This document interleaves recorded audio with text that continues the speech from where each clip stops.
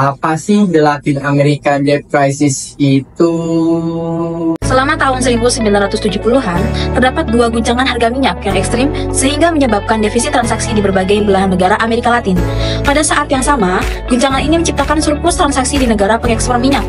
Dengan dorongan dari pemerintah Amerika Serikat, bank-bank pusat uang besar di Amerika Serikat bersedia menjadi perantara antara kedua kelompok tersebut.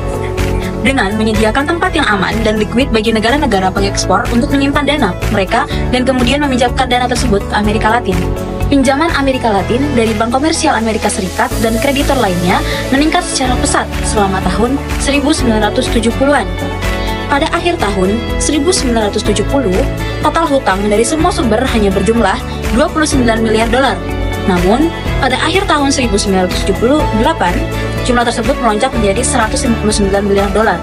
Pada tahun 1802, tingkat utang mencapai 327 miliar dolar atau setara dengan 5 kuadriliun rupiah di harga sekarang. Pemberian hutang dari negara Amerika Serikat kepada negara Amerika Latin menuai kritik dikarenakan Amerika dinilai mengambil resiko terlalu berlebihan. Awalnya, Amerika Serikat memberikan pinjaman hutang kepada Amerika Latin dengan suku bunga pinjaman yang mendekati ke arah nol. Namun, pada akhir dekade, prioritas Amerika Serikat adalah menekan dan mengurangi inflasi yang menyebabkan pengetatan kebijakan moneter di Amerika Serikat. Suku bunga yang meningkat secara global, dan pada tahun 1981 perekonomian dunia memasuki masa resesi, di mana pada saat yang sama bank-bank komersial mulai memperpendek periode pembayaran hutang dan juga menaikkan suku bunga pinjaman yang lebih tinggi.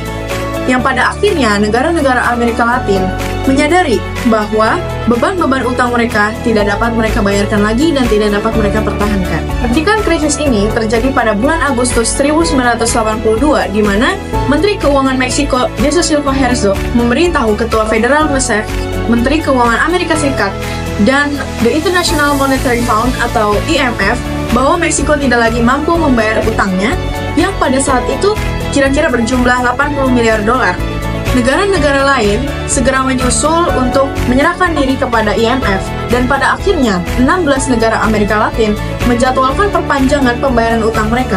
Sebagai tanggapannya, banyak bank menghentikan pemberian pinjaman baru ke luar negeri dan mencoba menagih serta merekonstruksi portofolio pinjaman yang ada. Penghentian mendadak tentang pembiayaan bank menjerumuskan banyak negara Amerika Latin ke dalam resesi yang parah dan memperlihatkan kekurangan dari kebijakan ekonomi sebelumnya.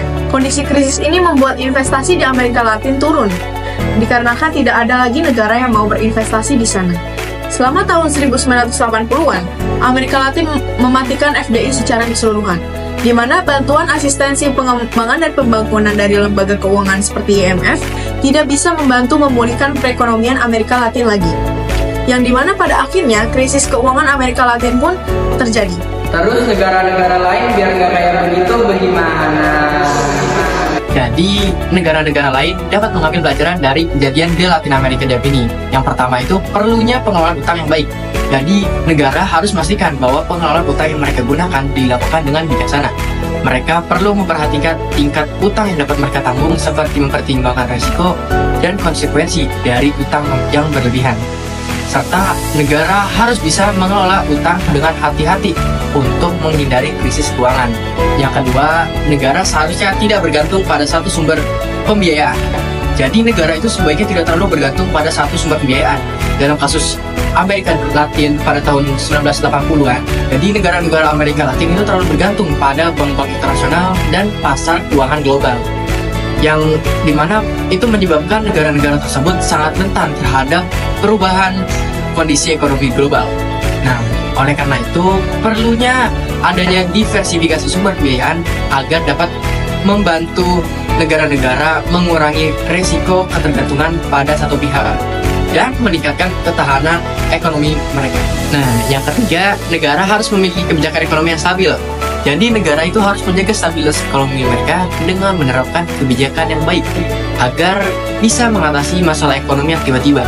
Kebijakan ekonomi yang stabil seperti kebijakan fiskal dan kebijakan moneter yang seimbang dapat membantu mencegah terjadinya krisis keuangan yang serius. Lalu yang keempat, negara itu harus mengembangkan pasar keuangan domestik. Jadi negara-negara sebaiknya mengembangkan pasar keuangan domestik yang kuat.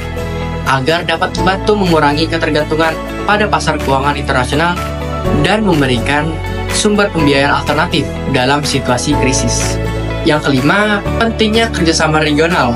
Negara-negara dalam satu wilayah geografis dapat saling mendukung dan bekerja sama dalam menghadapi krisis keuangan. Kerjasama regional dapat membantu negara-negara memperkuat ketahanan ekonomi mereka dan mengurangi dampak negatif dari krisis keuangan.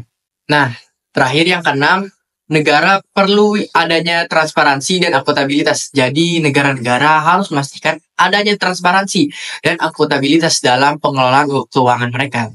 Ini termasuk melibatkan lembaga keuangan internasional seperti IMF dan Bank Dunia untuk memberikan bantuan dan memastikan bahwa dana yang diberikan digunakan dengan tepat dan harus memperkuat pengawasan keuangan mereka untuk mencegah terjadinya penyimpangan dan tindakan korupsi.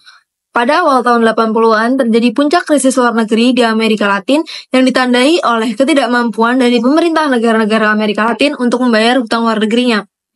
Hal ini menyebabkan bank komersial menghentikan pinjaman, meninggalkan permintaan dari negara berkembang, dan keinginan bank swasta untuk menyediakan modal asing. Dengan demikian, fenomena tersebut menunjukkan bahwa krisis hutang di Amerika Latin tahun 1980 memiliki dampak yang sangat besar terhadap ekonomi dan kebijakan di wilayah tersebut, serta memberikan pelajaran bagi negara-negara lain tentang pentingnya pengelolaan keuangan yang hati-hati dan kewaspadaan terhadap resiko hutang luar negeri.